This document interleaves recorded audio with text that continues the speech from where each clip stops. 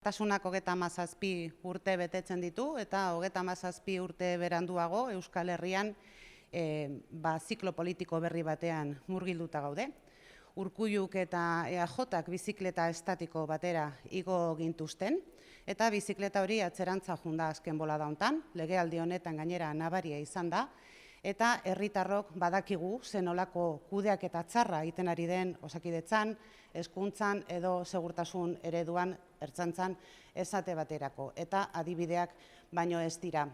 Eraikuntza nazionalean, orain konbentzio konstituzionalarena asmatu dute, txisteratik atara dute proposamen hori, baina badakigu tranpantojo badala, horrekin ez goaz inora, bakarrik irudikatu nahi dute, beti egiten duten moduan plan bat dutela, eta testuinguru honetan gugara tresna eraginkor bakarra.